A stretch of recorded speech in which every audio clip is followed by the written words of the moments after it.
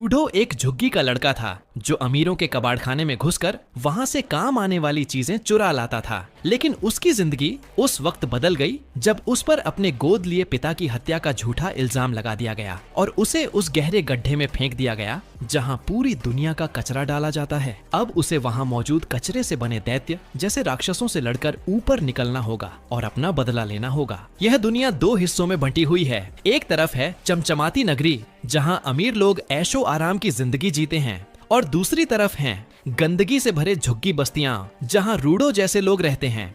और इन दोनों के बीच है वह गड्ढा जहां कचरे के साथ साथ अपराधियों को भी फेंक दिया जाता है। अमीर लोग इतनी बेरहमी से चीजें फेंकते हैं कि जरा सी खराबी आने पर उन्हें मरम्मत कराने की भी जरूरत नहीं लगती। जैसे एक औरत ने अपनी बेटी से कहा कि नया खरीदा हुआ पप्पी खिलौना फेंक दो क्योंकि अगर उसे ठीक करेंगे तो वह बदसूरत लगेगा। लड़की भी बिना सोचे समझे मान गई और उसकी माँ ने खिलौने को दूसरे कचरे के साथ एक छोटे से वेंट में डाल दिया जहां से वह भूमिगत सुरंगों के ट्रक में जाकर गिरा और फिर सीधा कचरा संग्रहण स्थल पर पहुंचा। उसी जगह पर छोटा रूडो भी मौजूद था जो ट्रकों से गिरता कचरा बीन रहा था। वह चोरी छिपे अंदर घुसा था लेकिन एक गार्ड ने उसकी आहट सुन ली और कमरे में पहुंच गया। जैसे ही उसने रूडो को कचरे में टटोलते देखा उसने गन तान दी और उसे घृणित बदमाश कहा जो शहर की खूबसूरती को गंदगी से खराब कर रहा है। रूडो ने इसका जवाब भी नहीं दिया क्योंकि ऐसी बातें वह हर हफ्ते सुनता था। गार्ड ने तुरंत अलार्म बजाया और बाकी सिपाही भी आ गए।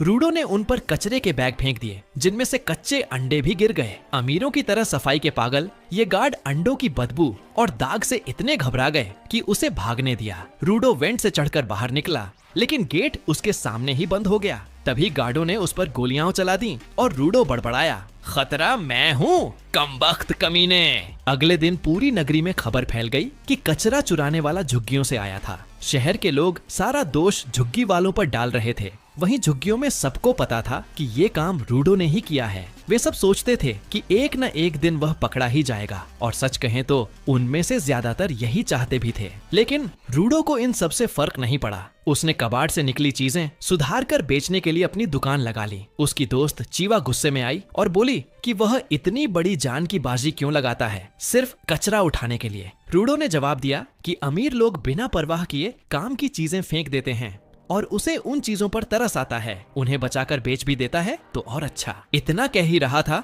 कि तीन लड़के आ गए और नाक पकड़ते हुए बोले कि यहाँ तो सड़ी गंध आ रही है। उन्होंने चीवा को चेतावनी दी कि अगर वह रूडो के पास रही तो वह भी कचरे जैसी बदबू करने लगेगी। उन्होंने उसके पुराने काले दस्ताने का मजाक उड़ाया जो उसने बरसों से नहीं धोए थे और बोले कि उन्हें छूने से ही चकत्ते पड़ जाएंगे। उनमें से एक ने रूडो की अभी अभी ठीक की गई लालटेन लात मारकर गिरा दी और कहा कि यह कचरा कोई नहीं खरीदेगा। फिर बोले कि उसके दस्तानों के नीचे की उंगलियां उससे भी ज्यादा डरावनी हैं। रूडो चुपचाप सब सुनता रहा लेकिन जब उनमें से एक ने उसे हत्यारे का बेटा कहा तो उसका गुस्सा फूट पड़ा। लड़के भाग खड़े हुए लेकिन जाते जाते फिर भी चिल्लाए कि एक दिन वह भी अपने बाप जैसा हत्यारा बनेगा। बाद में चीवा ने उसे ढांढस बंधाया कि वह जानती है कि रूडो अच्छा इंसान है और कभी अपने बाप जैसा नहीं बनेगा। रूडो शर्म से लाल हो गया और उसने वही पप्पी खिलौना उसे देने की सोची जो उसने कचरे से लाकर साफ किया था। लेकिन चीवा की माँ आ गई और उसे वहाँ से खींच ले गई। घर लौटकर रूडो ने अपने गोद लिए पिता रेक्टो को पाया। उन्होंने छेड़ते हुए उसका हालचाल देखा और फिर उसे समझाया कि इतना जान पर मत खेला कर क्योंकि वे इतने कंगाल भी नहीं हैं। रेक्टो ने याद दिलाया कि जब उसके असली पिता को हत्या के जुर्म में गड्ढे में फेंका गया था तब उन्होंने रूडो को अपनाया था। लेकिन रूडो ने कहा कि वह उन्हें अपना परिवार मानता है और यही उसका फर्ज है। रेक्टो ने हंसते हुए कहा कि इतनी ईमानदारी चीवा से भी कर देना। रूडो झेंप गया और तभी उसका जख्म फिर से खुल गया। रेक्टो ने उसके हाथों पर पट्टियां बदलते हुए उसे याद दिलाया कि उसके हाथ हमेशा से जख्मी रहे हैं लेकिन इन काले दस्तानों की वजह से दर्द कम हो जाता है। अगले दिन रूडो हिम्मत करके चीवा को अपने दिल की बात कहने जा रहा था लेकिन रास्ते में उसने एक अपराधी को गड्ढे में फेंकते देखा। वहीं चीवा भी पहुंच गई और बोली कि यह नजारा बड़ा क्रूर है और वह नहीं चाहती कि रूडो भी कभी गड्ढे में गिरे। रूडो ने पप्पी खिलौना उसे दे दिया और बोला कि शायद वह इसे न चाहे क्योंकि यह कचरे से आया है। लेकिन उसे लगा कि खिलौना उसके साथ ज्यादा खुश रहेगा। चीवा ने उसे खुशी खुशी स्वीकार कर लिया और कहा कि वह इसे संभाल कर रखेगी। रूडो दुनिया का सबसे खुश इंसान महसूस करने लगा। लेकिन जब वह यह खुशखबरी रेक्टो को सुनाने लौटा तो घर का नजारा खून जमा देने वाला था। रेक्टो जमीन पर पड़ा था और उसके ऊपर वही नकाबपोश खड़ा था। रूडो ने हमला किया, लेकिन एक वार में ही वह बेहोश हो गया। होश आने तक रेक्टो लहूलुहान हो चुका था। मरते मरते उसने रूडो से कहा कि भाग जा और इस सड़ी गली दुनिया को बदल डाल। इसी दौरान गार्ड आ गए और रूडो को ही कातिल घोषित कर दिया। उन्होंने उसकी सफाई सुनी तक नहीं और उसे पीट कर बेहोश कर दिया। अगले दिन पूरी झुग्गी और शहर के लोग इकट्ठा हुए और जज ने रूडो को सजाए मौत सुनाई। उसे गड्ढे में फेंका जाएगा। रूडो ने चीवा की ओर देखा और चिल्लाया कि वह निर्दोष है, लेकिन चीवा ने उससे मुंह मोड़ लिया और कहा कि आखिरकार वह हत्यारे का बेटा ही निकला। उसने वही पप्पी खिलौना भी जमीन पर गिरा दिया। यह धोखा रूडो के दिल को चीर गया। उसने गुस्से में भीड़ को असली गंदगी कहा और कसम खाई कि वह सबको नर्क में भेजेगा। और इससे पहले कि वह और कुछ कह पाता, उसे धक्का देकर गड्ढे में गिरा दिया गया। गिरते गिरते वह बेहोश हो गया, लेकिन नीचे पड़े कचरे ने उसकी जान बचा ली। होश आने पर वह सोचता है वह जिंदा कैसे है और आगे उसके साथ क्या होगा। रूडो सामने फैले हुए विशाल कचरे के समुद्र को देखता है, जहाँ अजीब अजीब चीजें पड़ी हैं, जिन्हें वह पहचान तक नहीं पाता। वह सोच में डूब जाता है कि आखिर यह जगह है क्या। तभी उसके ऊपर एक विशाल परछाई पड़ती है। वह मुड़कर देखता है तो उसकी आंखें फटी की फटी रह जाती हैं। एक विशाल दानव उसके सामने खड़ा है, जो पूरी तरह कचरे से बना हुआ है और अपने नुकीले दांत दिखा रहा है। रूडो कुछ पल के लिए दिमाग सुन्न कर बैठता है। उसे याद आता है कि हमेशा उसे यह अजीब लगता था कि लोग इतने जुनून से अपना कचरा और गंदगी गड्ढे के नीचे फेंकते हैं, लेकिन यह सोचने की जहमत कभी नहीं उठाते कि नीचे उसका क्या होता है। वे इस बारे में बिल्कुल नहीं सोचते थे कि उस तलहटी में और क्या हो सकता है। यह बात रूडो को सबसे ज्यादा खटकती थी, लेकिन वह जल्दी ही होश में आता है और अपनी जान बचाने के लिए दौड़ पड़ता है। उसके पीछे पीछे वह विशाल दानव आता है। हालात और बिगड़ जाते हैं जब दानव जोर से दहाड़ता है और उसी के साथ कचरे के ढेरों से और भी राक्षस बाहर निकल आते हैं। अब वे सब मिलकर रूडो का पीछा करने लगते हैं। रूडो पूरी ताकत से भागता है, लेकिन बहुत जल्द वह चारों तरफ से घिर जाता है। उसके मन में सवाल उठता है कि ये राक्षस आखिर हैं क्या? क्या सच में ये चलते फिरते कचरे के ढेर हैं? राक्षस उस पर झपटते हैं और वह किसी तरह उनके हमले से बच निकलता है। भागते भागते वह ठोकर खाकर गिर पड़ता है और सीधा एक इंसानी खोपड़ी पर जा गिरता है। तभी उसे एहसास होता है कि उसका भी यही हश्र होने वाला है। गुस्से में वह उन लोगों को कोसता है जिन्होंने उसे इस नर्क जैसी जगह पर धकेल दिया। उसी वक्त जिस कचरे के ढेर पर वह खड़ा था, वह टूटकर नीचे धंस जाता है और रूडो खुद को एक खाई के तल पर पाता है, जो उसे फिलहाल राक्षसों से दूर रखती है। लेकिन एक और चीज उसकी जान ले रही है, यहाँ की हवा। उसे पता चलता है कि ये हवा जर है और अगर वह इसे ज्यादा देर तक सांस में भरेगा तो उसके फेफड़े चिथड़े चिथड़े हो जाएंगे। वह जल्दी से अपने मुंह और नाक को दस्तानों से ढक लेता है और सोचता है कि शायद कहीं कोई सुरक्षित जगह मिल जाए जहाँ थोड़ी राहत पा सके। लेकिन अगले ही पल उसे लगता है कि शायद इस नर्क में ऐसी कोई जगह है ही नहीं। वह उम्मीद खोने लगता है और अचानक खून उगल देता है। खून की गंध सुनकर राक्षस फिर से उसकी तरफ बढ़ाते हैं। रूडो जमीन पर गिर पड़ता है। हिलने डुलने की ताकत तक नहीं बचती। वह लगभग अपनी मौत को स्वीकार ही कर लेता है कि तभी उसके दिमाग में रेटो का आखिरी दृश्य कौंधता है। उसी पल उसकी हथेलियों से एक अजीब सी ताकत निकलने लगती है, लेकिन उसे इसका एहसास नहीं होता। हाँ, उसे इतना जरूर लगता है कि उसकी नजर बदल रही है। वह कचरे के ढेरों और सामने पड़े लोहे के पाइप से रोशनी निकलती देखता है। जीवित रहने की जिद उसे रेंगते हुए उस पाइप तक खींच ले जाती है। वह उसे कसकर पकड़ता है और खड़ा हो जाता है। उसकी आंखों में सिर्फ एक ही लक्ष्य है, वह वापस सतह पर लौटेगा और उन सबको खत्म करेगा जिन्होंने उसे यहाँ फेंका और जिसने उसके पिता को मारा। उसके भीतर का गुस्सा ज्वालामुखी की तरह फूट पड़ता है। इसी बीच राक्षस उस पर हमला करने का मौका तलाशते हैं, लेकिन जैसे ही एक उस पर झपटता है, रूडो बिना देखे ही उसे पाइप से इतनी जोर से मारता है कि वह हवा में उछलकर एक और आदमी की छतरी पर जा गिरता है। वह आदमी हैरान हो जाता है कि कोई ऐसा भी आया है जो इन राक्षसों से लड़ सकता है। इधर रूडो पूरी तरह पागलपन में उतर चुका है। जहरीली हवा और उसकी नाक से बहता खून उसे रोक नहीं पाते। वह लगातार कूदता फांदता है और राक्षसों को मारता चला जाता है, यहाँ तक कि जब एक राक्षस उसे चट्टान से दे मारता है और चट्टान उसके ऊपर टूटकर गिर जाती है, तब भी रूडो मलबा हटाकर बाहर निकल आता है। उसके हाथ में अब एक और लोहे का खंभा है, जिसे वह पूरी ताकत से घुमाकर राक्षस को बुरी तरह घायल कर देता है। तभी अचानक उसके नीचे से एक और दैत्य निकल आता है। रूडो किसी तरह उसके जबड़ों से बच निकलता है, लेकिन तब तक जहरीली हवा का असर फिर दिखता है और वह खून की उल्टी करने लगता है। राक्षसों को यह सही मौका लगता है और वे उसे घेर लेते हैं, लेकिन रहस्यमयी शक्ति फिर से जाग उठती है। रूडो दो राक्षसों का एक साथ सामना करता है और बिना खरोंच खाए निकल आता है। वह पास पड़ा एक धातु का टुकड़ा उठाता है और उससे एक राक्षस का सिर काट देता है, फिर दूसरे को चीरकर 2 हिस्सों में बांट देता है। उसके विस्फोट से चारों तरफ टुकड़े बिखर जाते हैं।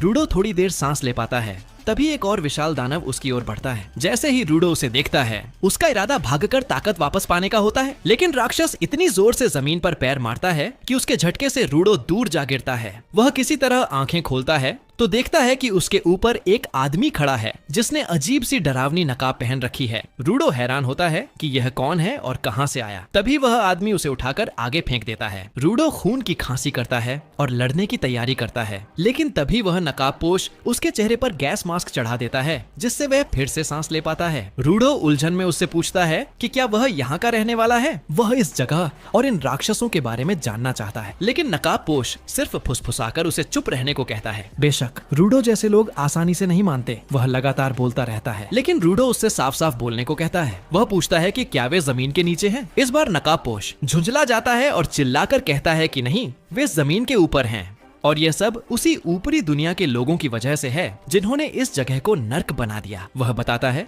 कि कचरे से बने ये राक्षस आवाज से आकर्षित होते हैं और रूडो की वजह से अब वे दोनों उनकी नजर में आ गए हैं। नकाबपोश कहता है कि इन दैत्यों को आम हथियारों से नहीं मारा जा सकता, उन्हें चुपचाप निकल जाना चाहिए था, लेकिन अब देर हो चुकी है। तभी पीछे से एक राक्षस उन पर आ पहुंचता है। नकाबपोश तुरंत अपनी बांह से सुनहरी ऊर्जा निकालता है जो उसकी छतरी को ढक लेती है और उसे हथियार बना देती है। राक्षस उन पर झपटता है, लेकिन वह अपनी छतरी को तेजी से घुमाता है जैसे हाथ में ब्लेंडर हो और वह राक्षस को पीस कर रख देता है। उसके टुकड़े जमीन पर गिरते ही धूल में बदल जाते हैं। रूडो यह देखकर दंग रह जाता है, लेकिन अभी और भी राक्षस आ रहे हैं। नकाबपोश आत्मविश्वास से उनकी ओर दौड़ता है और छतरी से उन्हें काटता फाड़ता चला जाता है। फिर उसी छतरी को पैराशूट की तरह इस्तेमाल कर हवा में छलांग लगा देता है। रूडो सोचता है कि यह कोई तकनीक है या सिर्फ इस आदमी की खासियत। नकाबपोश हवा में तैरते हुए आखिरी विशाल राक्षस के सामने पहुंचता है। वह राक्षस अम्ल का गोला उसकी तरफ फेंकता है, लेकिन नकाबपोश अपनी छतरी से उसे बिखेर देता है और अम्ल कचरे में गिरते ही विस्फोट कर देता है। फिर वह राक्षस के सिर को सहारा बनाकर और ऊपर कूदता है और अपनी छतरी में और ऊर्जा भर देता है। छतरी का आकार और ताकत दोनों बढ़ जाते हैं। वह सीधा राक्षस के सिर पर गिरता है और उसे चीरते हुए जमीन तक काट देता है। यह सब खत्म करने के बाद वह वापस रूडो के पास आता है। रूडो उससे पूछता है, तुम आखिर हो कौन? आदमी अपना नकाब उतारता है और कहता है कि वह इंजन है, बस एक साधारण क्लीनर। लेकिन अगले ही पल जहरीली हवा उसके फेफड़ों में भर जाती है और वह गाली देता है कि रूडो ने उसे मास्क उतारने पर मजबूर कर दिया। उसी वक्त रूडो बेहोश होकर गिर पड़ता है। रूडो की आंख खुलती है और वह पाता है कि वह जंजीरों में जकड़ा हुआ है और इंजन उसे घसीटते हुए कहीं ले जा रहा है। रूडो गुस्से में उसे गालियां देता है और कहता है कि उसे छोड़ दे, लेकिन इंजन कहता है कि वह तो बस उसे एक सुरक्षित जगह ले जा रहा है। रूडो को अब इसकी कोई परवाह नहीं है, क्योंकि उसके दिमाग में सिर्फ एक ही बात है, ऊपर लौटना और बदला लेना। यह सुनकर इंजन ठिठक जाता है और कहता है कि ऊपर लौटना नामुमकिन है। वहाँ जिसे वे स्फीयर कहते हैं वह आसमान में है और लगातार चलायमान रहता है। वह फिर से रूडो को घसीटते हुए कहता है कि अब वहां जाना मुमकिन नहीं है, इसीलिए रूडो को शांति से अपनी नई जिंदगी स्वीकार कर लेनी चाहिए। लेकिन रूडो मानने को तैयार नहीं होता। वह कसम खाता है कि चाहे कुछ भी हो जाए वह स्फीयर तक वापस जाएगा। उसे पूरा यकीन है कि इंजन रास्ता जानता है लेकिन छुपा रहा है। वह चिल्लाकर कहता है कि अगर इंजन ने सच नहीं बताया तो वह इतना शोर मचाएगा कि और राक्षस आ जाएंगे। यह सुनकर इंजन भड़क जाता है और कहता है कि वह उसे बताता है कि असल में यह जगह कैसी है। वह उसे और बेरहमी से घसीटते हुए एक ऐसे घाटी के मैदान में ले जाता है जो आसपास की गंदगी से 100 गुना ज्यादा साफ है। वहाँ उसे पटक कर कहता है, मजे कर, और बिना उसकी जंजीरें खोले चुपचाप चला जाता है। रूडो गुस्से में उसे गालियां देता है कि कम से कम उसे आजाद तो कर देता, लेकिन इंजन पीछे मुड़कर कुछ नहीं कहता। अचानक ट्रकों से कुछ आदमी बाहर आते हैं। सबने गैस मास्क पहने हुए हैं और धीरे धीरे रूडो की तरफ बढ़ते हैं। रूडो सोचता है कि शायद ये लोग इसी जगह के बाशिंदे हैं। वे लोग भी उसे बहुत उत्सुक नजरों से देखते हैं और उसके कपड़ों को देखकर अंदाजा लगाते हैं कि वह शायद स्फीयर से आया है। डर और जिज्ञासा के बीच गिरा रूडो हकलाते हुए कहता है कि हाँ, वह स्फीयर से गिरा है। इतना सुनते ही उन आदमियों में हलचल मच जाती है। वे अपने मास्क उतार फेंकते हैं और जिंदा स्फीयर निवासी देखकर बेहद उत्तेजित हो जाते हैं, क्योंकि अब तक उन्हें हमेशा लाशें ही मिलती थीं। वे रूडो के चेहरे को टकटकी लगाकर देखने लगते हैं और उसके आसपास घूमते हैं। रूडो घबरा जाता है और उनसे दूरी बनाने की कोशिश करता है। वे कहते हैं कि उनका कोई बुरा इरादा नहीं है और उसकी जंजीरें खोलने लगते हैं। रूडो को लगता है कि ये लोग तो इंजन से कहीं ज्यादा अच्छे हैं, लेकिन सारा खेल एक धोखा निकलता है। थोड़ी देर बाद रूडो खुद को और भी कसी हुई जंजीरों में बंधा हुआ पाता है, एक ट्रक के अंदर। वह समझ ही नहीं पाता कि क्या हो रहा है। बाहर खड़े लोग खुशी से बातें कर रहे होते हैं कि वे कितने भाग्यशाली हैं जो एक असली जिंदा स्प्राइट हाथ लग गया है। वे कहते हैं कि उसके शरीर और कपड़ों के लिए लोग बेहिसाब पैसा देंगे, क्योंकि अब तक उन्हें सिर्फ मरे हुए स्प्राइट्स ही मिले थे। उन आदमियों का नेता कहता है कि लोग स्फीयराइट्स के लिए इतना पैसा इसीलिए देते हैं क्योंकि वे उनसे नफरत करते हैं। वह गाली देते हुए कहता है कि स्फीयर में रहने वाले लोग अपना सारा कचरा नीचे फेंकते रहे जब तक कि वह पहाड़ जैसा जमा न हो गया। उसी गंदगी ने जहरीली हवा और राक्षसों को जन्म दिया। जो लोग इन राक्षसों के हाथों मरे या जहरीली जमीन और हवा की वजह से अपने घर खो बैठे, उनके दिल में स्फीयराइट्स के लिए गहरी नफरत है।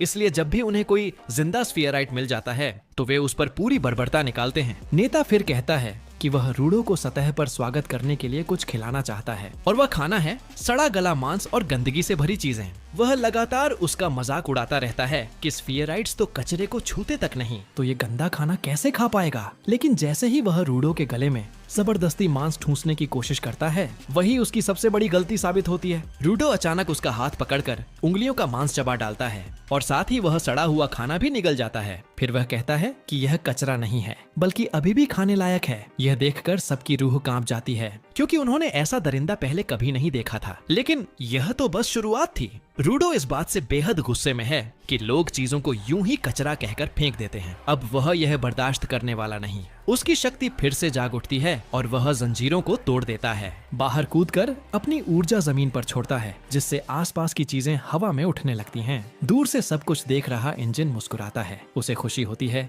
कि रूडो भी एक गिवर निकला, यानी वह इंसान जो निर्जीव चीजों को जीवन दे सकता है और उनसे शक्ति निकाल सकता है। उधर रूडो को रेक्टो की बातें याद आती हैं कि अगर वस्तुओं का ध्यान रखा जाए तो वे भी जिंदा हो जाती हैं और इंसान का साथ देती हैं। वह अपना मास्क उतार फेंकता है और जिस जंजीर से उसे बांधा गया था उसे जीवन देकर हथियार में बदल देता है। आदमी उस पर टूट पड़ते हैं, लेकिन रूडो जंजीर जमीन पर मारता है और सब पीछे हटने को मजबूर हो जाते हैं। उनका नेता चिल्लाकर कहता है कि जंजीर को निशाना बनाओ, क्योंकि गिवर अपनी वस्तु के बिना बेकार होता है। उसके आदमी कामयाब भी हो जाते हैं और रूडो से जंजीर छीन लेते हैं, लेकिन अगले ही पल सब दंग रह जाते हैं। रूडो एक पुराना टायर उठाता है और उसे भी हथियार में बदल देता है। ये इतनी दुर्लभ क्षमता है कि ताकतवर गिवर्स भी ऐसा नहीं कर पाते। वह पल भर में उनके गिरोह को ध्वस्त कर देता है और आखिर में नेता तक पहुंच जाता है। वह डर से बुरी तरह कांपते हुए गालियां देता है, लेकिन रूडो उसे खत्म करने ही वाला होता है कि तभी इंजन आकर उसे रोक देता है। रूडो अचानक होश में आता है और उसकी शक्ति खत्म हो जाती है। उसके हाथ में पकड़ा टायर धूल बनकर बिखर जाता है और ज्यादा ताकत खर्च करने से उसकी नाक से खून बहने लगता है। इंजन कहता है कि इतनी लापरवाही से शक्ति का इस्तेमाल करना शरीर को थका डालता है। वह रूडो से माफी मांगता है कि उसे इस तरह परखा, लेकिन उसे यकीन करना था कि उसमें कितनी ताकत है। वह वादा करता है कि अब वह उसे इस दुनिया और उसकी शक्तियों के बारे में सब बताएगा, लेकिन बदले में वह चाहता है कि रूडो न क्लीनर्स उसमें शामिल हो, क्योंकि राक्षसों से लड़ने के लिए उन्हें उसकी जरूरत है। यह सब सुनकर रूडो सन्न रह जाता है। उसे सब कुछ एकदम भारी लगता है और वह साफ कह देता है कि उसे किसी क्लीनर्स में शामिल नहीं होना। असल में इंजन को ना का मतलब पता ही नहीं है। वो रूडो को जबरदस्ती एक क्लिनिक ले जाता है इलाज करवाने और अपने दोस्त को कॉल करके बताता है कि उसने एक जीनियस ढूंढ लिया है और उसे क्लीनर्स में भर्ती कर लिया है। यह सुनकर रूडो हक्का बक्का रह जाता है, क्योंकि उसने तो कभी हामी ही नहीं भरी। वह कहता है कि उसे तुरंत गोले में लौटना है, लेकिन तभी एक अजीब सा डॉक्टर, जिसकी आंखें बिलियर्ड टेबल के छेद से भी ज्यादा बड़ी लगती हैं, उसे डांट देता है।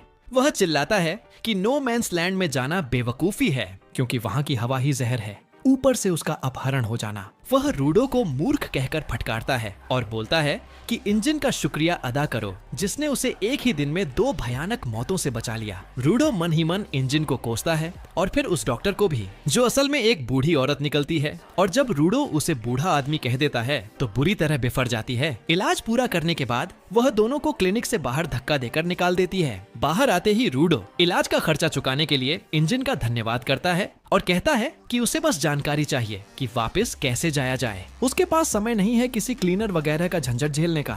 मगर इंजन जवाब देता है कि उसने सोचा था अपहरण के बाद रूडो को समझ आ जाएगा कि स्फेराइट्स के साथ यहाँ कैसा सलूक होता है। वह चेतावनी देता है कि अगर किसी को पता चला कि वह स्फेयर से है तो उसे जन्म लेने पर पछतावा होगा और यहाँ कोई भी जानकारी मुफ्त में नहीं मिलती। इसके बाद इंजन उसे एक वीरान सी लेकिन बाकी गंदगी से बेहतर दिखने वाली डिस्टोपियन सिटी में ले जाता है। वहाँ वह रूडो को बर्गर खिलाता है, जिसे रूडो बिना रुके निगल जाता है क्योंकि उसने थोड़ी देर पहले सड़ा हुआ मांस खाकर उल्टी की थी। उसे लगता था गड्ढे के तल में सिर्फ कचरा होगा, लेकिन यहाँ शहर भी है जहाँ लोग रहते हैं। तभी उसकी नजर एक लड़की पर पड़ती है जो दुकान में जा रही होती है और वह उसे घूरने लगता है। इंजन उसे समझाने लगता है कि यहाँ सिर्फ कचरा ही इकट्ठा नहीं होता बल्कि इंसानी भावनाएं भी जमा होती हैं और वे एक ऊर्जा का रूप ले लेती हैं। वही ऊर्जा कभी कभी कचरे के राक्षसों के रूप में प्रकट होती है। आम हथियार उन पर असर नहीं करते क्योंकि उनका कोर बेहद मजबूत होता है, लेकिन रूडो के दस्ताने असर कर सकते हैं। यह सुनकर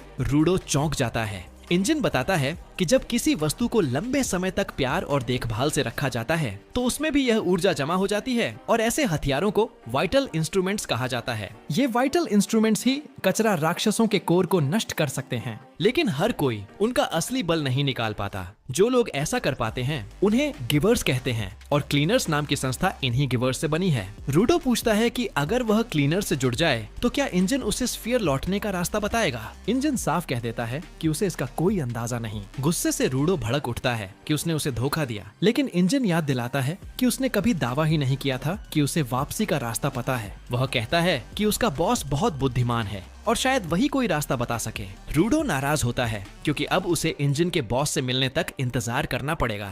तभी इंजन उससे दस्तानों के बारे में पूछता है। रूडो बताता है कि ये उसके पिता की आखिरी निशानी है। इंजन समझ जाता है कि ये दस्ताने उसके लिए कितने कीमती हैं और उसे कहता है कि इन्हें संभाल कर रखो क्योंकि इनमें बहुत ताकतवर आत्मा बसी है। यह सुनकर रूडो भावुक हो जाता है क्योंकि हमेशा लोग उसके दस्तानों का मजाक उड़ाते थे। तभी इंजन को एक संदेश आता है और वह अपने किसी काम के साथी से मिलने निकल पड़ता है। जाते जाते रूडो उसका धन्यवाद करता है। इंजन उसे सिक्कों की एक थैली दे मारता है और कहता है कि इसे सोच समझकर खर्च करना। रूडो हैरान रह जाता है कि उसने इलाज करवाया, खाना खिलाया और ऊपर से पैसे भी दे रहा है, लेकिन इंजन बताता है कि यह सब उसके कपड़े बेचकर किया गया है। रूडो गुस्से से फट पड़ता है, मगर इंजन कहता है कि स्फीयर के कपड़े वैसे भी वह शहर में पहन नहीं सकता था। इसके बाद वह अपने ट्रेनर से मिलने चला जाता है और रूडो को इंतजार करने को कहता है। गुस्से में बैठा रूडो तभी देखता है कि एक बिल्ली उसके पैसे लेकर भाग रही है। वह उसके पीछे भागता है लेकिन पकड़ नहीं पाता। तभी उसे सड़क पर चांद के आकार की एक छड़ी दिखाई देती है।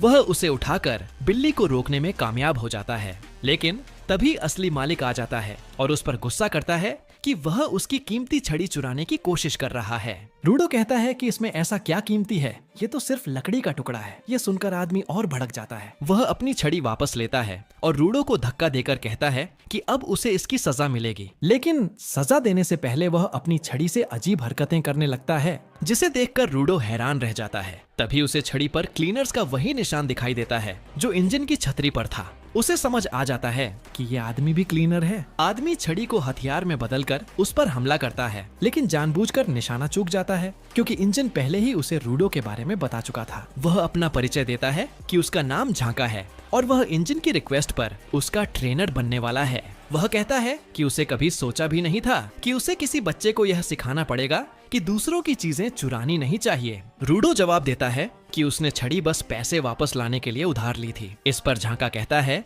कि उसके पिता ने उसे ठीक से नहीं पाला। यह सुनकर रूडो आग बबूला हो जाता है क्योंकि वह अपने पिता रेटो का अपमान बर्दाश्त नहीं कर सकता। लेकिन तभी उसे याद आता है कि रेटो हमेशा कहता था कि अगर किसी से अपनी बात मनवानी है तो पहले कदम पीछे लेकर सामने वाले की भावनाएं समझनी चाहिए। वह सोचता है कि अचानक किसी ने उसकी कीमती छड़ी ले ली तो नाराज होना लाजमी है। उसे एहसास होता है कि गलती उसकी थी। वह तुरंत झांका से माफी मांग लेता है। झांका भी जल्दी शांत हो जाता है और कहता है कि कोई बात नहीं, उसने छड़ी लौटा दी है और उसे भी गुस्से में इतनी तेजी से प्रतिक्रिया नहीं देनी चाहिए थी। रूडो यह देखकर हैरान रह जाता है कि बात इतनी आसानी से सुलझ गई। उसे लगता है कि रेटो की बातें सही थीं और इस बार पहली बार उसने लड़ाई बिना मारे पीटे खत्म कर दी। झांका उसे उठाकर खड़ा करता है और उसके वाइटल इंस्ट्रूमेंट के बारे में पूछता है। रूडो कहता है कि शायद उसके दस्ताने ही उसका वाइटल इंस्ट्रूमेंट हैं, लेकिन उसे नहीं पता कि उनमें क्या शक्ति है। झांका दस्तानों को देखता है और कहता है कि ये काफी शानदार हैं। रूडो अब भी चकित है कि झांका का रवैया अचानक इतना बदल कैसे गया। तभी उसे ध्यान आता है कि अब वह मुस्कुरा रहा है और रेटो हमेशा कहता था कि दोस्त बनाने के लिए मुस्कान जरूरी है। दुर्भाग्य से रूडो ने कभी मुस्कुराना सीखा ही नहीं था। उसे अपनी चेहरे की मांसपेशियों को ट्रेन करने के लिए शायद किसी जिम ट्रेनर की जरूरत पड़ती, लेकिन वह यह जाने बिना अपनी पूरी कोशिश करता है और इंसानों जैसी मुस्कान बनाने की जगह ऐसा डरावना चेहरा बना लेता है कि झांका सन्न रह जाता है। वह फिर भड़क कर पूछता है कि यह कैसी शक्ल बना रखी है, क्या वह उसका मजाक उड़ा रहा है? रूडो हैरानी से कहता है कि वह तो बस अपनी सबसे अच्छी मुस्कान दे रहा था। झांका झल्लाकर कहता है कि अंधा इंसान भी बता सकता है कि यह मुस्कान नहीं है। रूडो अपनी आंखें और होंठ बंद कर लेता है ताकि वो ज्यादा नेचुरल दिखे। इस बार वो कम डरावना लगता है, लेकिन फिर भी झांका गुस्से में आ जाता है। उसे लगता है कि रूडो ओवर कॉन्फिडेंट है क्योंकि इंजन ने उसे जीनियस कहा था और अब वो उसका मजाक उड़ा रहा है। झांका कहता है कि अगर वो ऐसे ही खेल करता रहा तो कभी अपने लक्ष्य तक नहीं पहुंच पाएगा, लेकिन ये लाइन नहीं बोलनी चाहिए थी। रूडो को तुरंत अपने मकसद की याद आती है, गोले में वापस लौटकर उसे आरटियों की आखिरी इच्छा के हिसाब से बदलना। वो झांका से कहता है कि वो पूरी तरह सीरियस है और अब उसकी बेइज्जती बर्दाश्त नहीं करेगा। झांका फिर से हथियार निकाल लेता है और कहता है कि उनका आपस में मेल नहीं बैठने वाला। रूडो भी मान लेता है और पास पड़े कूड़ेदान से एक धातु की रॉड निकालता है और उसमें छिपी ताकत को जगा देता है। झांका चौंक जाता है कि उसने यूं ही किसी बेकार चीज को अपने वाइटल इंस्ट्रूमेंट बना लिया और तभी उसे समझ आता है कि जिन ने उसे जीनियस क्यों कहा था। तभी झांका अचानक हमला करता है और उसकी लाठी रूडो से बाल भर दूर गिरती है। रूडो बचता है और पीछे हट जाता है, लेकिन झांका लगातार वार करता है और जल्द ही उसे जमीन पर दबा देता है। झांका अपनी जीत से खुश होता है, लेकिन तभी उसके चेहरे पर कुछ गिरता है। वो हाथ से पोंछकर सूंघता है और हैरान रह जाता है। वो मल था। अब उसे एहसास होता है कि जो रॉड रूडो उठा लाया था असल में टॉयलेट का प्लंजर था। झांका उसे समझाने की कोशिश करता है, लेकिन रूडो अब किसी की सुनने के मूड में नहीं है। वो उसी गंदे प्लंजर को घुमाने लगता है जिस पर किसी का आधा पचाया खाना चिपका है। झांका घबरा जाता है और जान बचाने के लिए इधर उधर भागता है। ये पूरा नजारा मानो टॉम एंड जेरी जैसा हो जाता है। आखिरकार झांका सड़क पर पहुंचता है, लेकिन तभी एक बिल्ली उसके पैरों के बीच आ जाती है और वो गिर पड़ता है। रूडो मौका देखकर छलांग लगाता है और पूरी ताकत से प्लंजर उसके ऊपर दे मारता है। मल का धमाका उसे बेहोश कर देता है। थोड़ी देर बाद इंजन वहाँ पहुँचता है। वो पूछता है कि रूडो ने अपने नए टीचर से मुलाकात की या नहीं। रूडो बस उस ओर इशारा करता है जहाँ झांका कूड़े के ढेर पर बेहोश पड़ा तड़प रहा है। इंजन हंसी नहीं रोक पाता और मजाक उड़ाता है कि झांका को आखिरकार मल ने हरा दिया। रूडो ये जानकर दंग रह जाता है कि जिस हथियार को वो घुमा रहा था वो दरअसल प्लंजर था। तभी कार की पिछली सीट से एक औरत रियो उठती है और कहती है कि वो नए लड़के को देखने आई है। उसकी सुंदरता देखकर रूडो ठगा सा रह जाता है। रियो उसके अनोखे बालों से खेलती है और रूडो सोच में पड़ जाता है कि कहीं वो स्वर्ग में तो नहीं आ गया। इस दौरान इंजन कार शहर से बाहर ले जाकर जंगलों के बीच क्लीनर्स का हेडक्वार्टर दिखाता है। वहाँ पहुँचने पर रिसेप्शन पर बैठी हुई सेमू नाम की औरत से रूडो का परिचय करवाता है। इंजन बताता है कि सेमू के चश्मे उसका वाइटल इंस्ट्रूमेंट हैं और वो किसी की असली क्षमता देख सकती है। जब वो रूडो को ध्यान से देखती है तो हैरान रह जाती है और तुरंत अपनी शक्ति बंद कर देती है। पूछने पर वो कहती है कि रूडो पहले से ही फिट है, बस इंस्ट्रूमेंट को सही से इस्तेमाल करने की ट्रेनिंग चाहिए। इसके बाद इंजन उसे बाकी क्लीनर से मिलवाने ले चलता है और समझाता है कि यहाँ 100 के करीब लोग हैं, लेकिन ज्यादातर मिशनों पर रहते हैं। वो उसे चेतावनी भी देता है कि बॉस से मिलने पर सीधा गोले में वापस जाने की बात न करे, वरना उल्टा असर होगा। जब वे बॉस के कमरे में पहुँचते हैं तो वो वहाँ नहीं होता। सेमू बताती है कि बॉस मिशन पर गया है और कुछ दिनों तक नहीं लौटेगा। रूडो चिढ़ जाता है कि अब उसे क्या करना चाहिए। तभी रियो आगे आती है और कहती है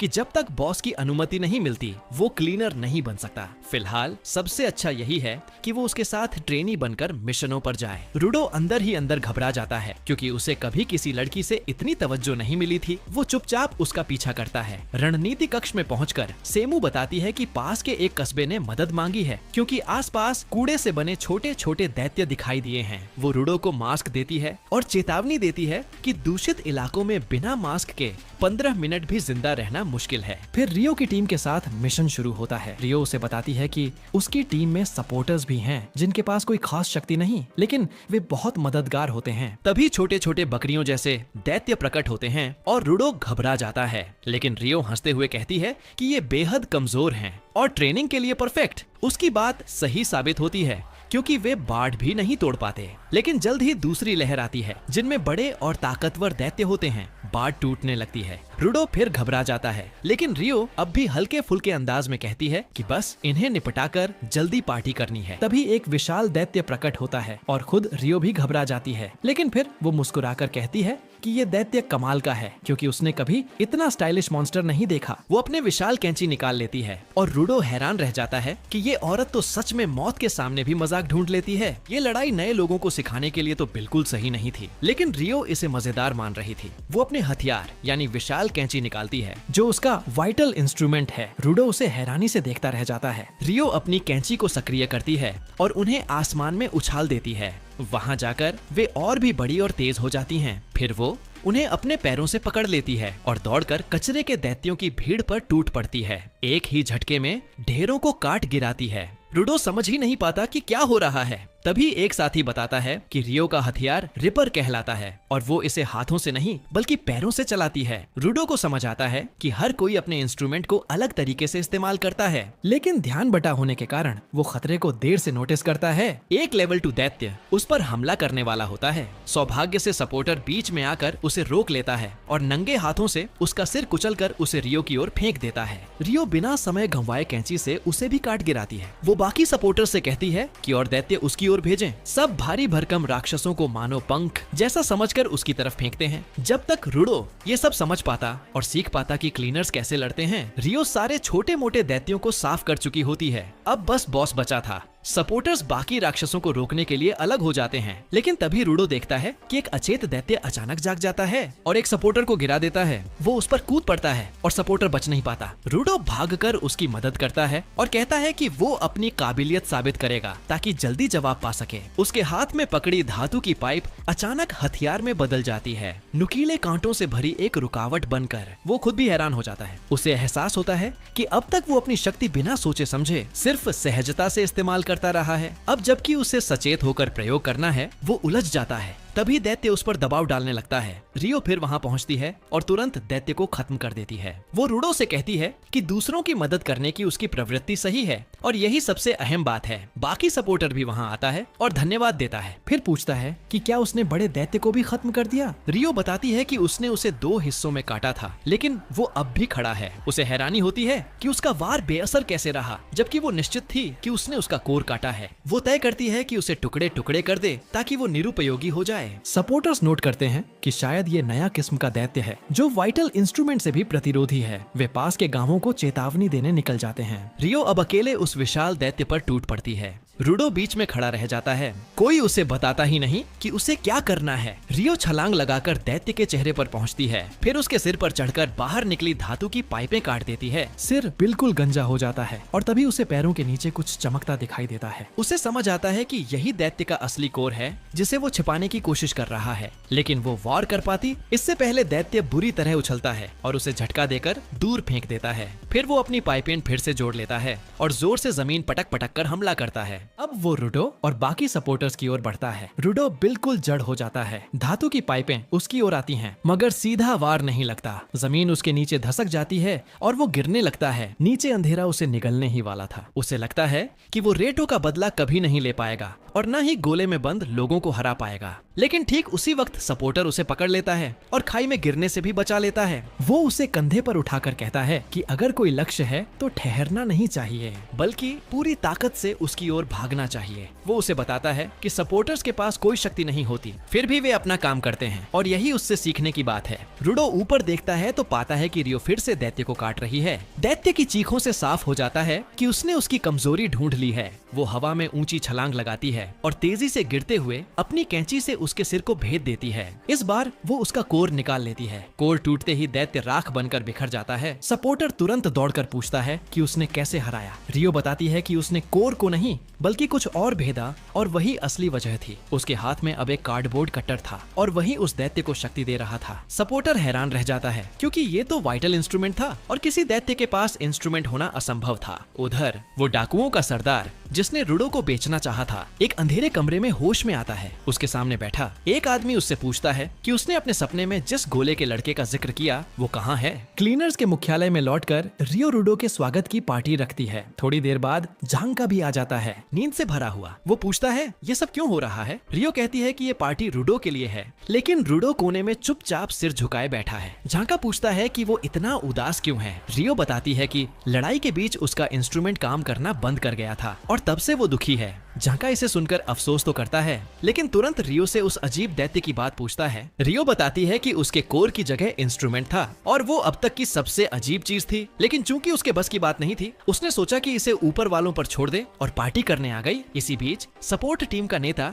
ग्रिस रुडो के पास आता है। वो उसका हालचाल पूछता है और कहता है कि उसने कल अच्छा काम किया। रुडो मानता है कि उसने कुछ खास नहीं किया, लेकिन ग्रिस याद दिलाता है कि उसने एक साथी को बचाया था। रुडो कहता है कि भले ही उसने ये किया, लेकिन वो अपनी शक्ति संभाल नहीं पाया और बार बार दूसरों से बचाया जाना पड़ा। उसे लगता है कि वो नाकाम है। ग्रेस उसकी सोच तोड़ते हुए कहता है कि वो उसका आभारी है, क्योंकि ज्यादातर नए लोग सपोर्टर्स को बेकार मानते हैं, लेकिन रुडो ने ऐसा नहीं किया। वो उस सपोर्टर का जिक्र करता है जिसे रुडो ने बचाया था। वो भी कभी योद्धा बनना चाहता था, लेकिन अभी तक इंस्ट्रूमेंट नहीं मिला, इसलिए सपोर्टर बना हुआ है। वो हमेशा एक साधारण चीज को संभाल कर रखता है, उम्मीद में कि कभी वो इंस्ट्रूमेंट बन जाए। ग्रेस रुडो से कहता है कि दूसरों की उम्मीदों पर खरे उतरने की चिंता मत करो। उसे वो याद करना चाहिए जो उसने हमेशा से चाहा था, यहाँ तक कि गोले में भी। अगर वो वहीं ढूंढ लेगा जिसने उसकी आत्मा में आग जगाई थी, तो रास्ता खुद मिलेगा। ये कहकर वो उसके सिर पर हाथ रखता है और कहता है कि खुद पर विश्वास करो। रुडो भावुक हो जाता है, लेकिन तभी इंजन आकर माहौल बिगाड़ देता है। वो पूछता है कि रुडो कुछ खा क्यों नहीं रहा। फिर रियो और झांका भी आ जाते हैं और सब उसे पार्टी में शामिल होने के लिए कहते हैं, क्योंकि आज की रात का असली सितारा वही है। रुडो ये देखकर भावुक हो जाता है कि सब उसकी परवाह करते हैं। इसी समय नीचे सिम्यू अपनी डेस्क पर लौटती है। उसे अंदेशा होता है कि कोई कॉल आने वाली है और सचमुच फोन बजते ही वो उठा लेती है। उन्हें एक नया रिक्वेस्ट मिलता है। वो झांका और कुछ सपोर्टर्स को भेजने की तैयारी करती है। कोई पूछता है कि जब रुडो आधिकारिक रूप से क्लीनर नहीं बना तो वो क्यों शामिल हो रहा है। सिम्यू बताती है कि इस बार की रिक्वेस्ट का सीधा संबंध रुडो से है। दरअसल एक व्यापारी पर दूषित इलाके में दैत्य ने हमला किया। वो जान तो बचा लाया, लेकिन उसका सामान चोरी हो गया। अब वो चाहता है कि क्लीनर्स उस दैत्य को हराकर उसका सामान वापस लाएं। सामान सुनकर सब हैरान रह जाते हैं। वो असल में एक जिंदा स्फेराइट था। ये सुनकर सब सन्न रह जाते हैं, क्योंकि एक ही समय में सतह पर दो स्फेराइट्स का होना बेहद असामान्य था। सिम्यू चाहती थी कि रुडो खुद इसे देखे। रुडो सोच में पड़ जाता है, लेकिन ग्रिस उसे कहता है कि अपनी भावनाओं को काबू में रखे। रुडो जानता है कि उसकी शक्ति पूरी तरह काबू में नहीं और वो टीम के लिए बोझ बन सकता है, लेकिन वो दूसरे स्फेराइट को देखना चाहता है। उसे उम्मीद है कि शायद इससे उसे गोले में लौटने का सुराग मिले। वो जाने का फैसला करता है। झांका नाखुश होता है, लेकिन सिम्यू उसे चुप करा देती है, यह कहकर कि ये मिशन असल में इंजन के लिए था, लेकिन उसने कहा कि उसे झांका पर भरोसा है। इतना सुनते ही इंजन का सबसे बड़ा फैन झांका खुशी खुशी आगे बढ़ने लगता है। तभी उन्हें पीछे कोई अजीब शख्स दिखता है। एक लड़की सामने आती है और बताती है कि वही व्यापारी है जिसने उन्हें मिशन पर बुलाया। रुडो तुरंत उससे स्फेराइट के बारे में सवाल पूछता है। व्यापारी बताती है कि उसने यात्रा के दौरान एक बेहोश स्फेराइट पाया था और चिंता में उसे उठा लिया, लेकिन तभी दैत्य ने हमला किया और स्फेराइट को छीन ले गया। व्यापारी से पूछा जाता है कि क्या वो स्फेराइट को बेचने की सोच रही है, लेकिन वो इनकार कर देती है। उसका कहना है कि उसे स्फेराइट्स में दिलचस्पी है, बेचने में नहीं। झांका को ये कहानी ज्यादा जमी नहीं। उसे लगता है ये सब झूठ है, क्योंकि कचरे के दैत्य इंसानों पर हमला तो करते हैं, लेकिन किसी को अगवा नहीं करते। उसे शक तो होता है, मगर फिलहाल वो चुप रहता है। व्यापारी सबको उस इमारत तक ले जाती है जहाँ दैत्य भाग कर गया था। झांका सबको चेतावनी देता है कि दैत्य कभी भी कहीं से भी हमला कर सकता है, लेकिन जैसे ही वे अंदर जाते हैं जगह खाली मिलती है। बस दूसरी ओर एक शख्स खड़ा होता है। व्यापारी कहती है कि वही स्फेराइट स्फेराइट है और रूडो को उसकी तरफ धकेलने लगती है। बाकी क्लीनर्स भी उसके साथ आगे बढ़ जाते हैं। करीब पहुंचने पर रूडो को समझ आता है कि वो इंसान नहीं बल्कि स्फेराइट की तरह सजी धजी गुड़िया है, लेकिन तब तक देर हो चुकी थी। व्यापारी अचानक पीछे कूद जाती है और कहती है जल्दी करो। अगले ही पल जमीन कीचड़ में बदल जाती है और पूरी टीम नीचे वाले माले में गिर जाती है। सब चौंक जाते हैं कि आखिर हुआ क्या।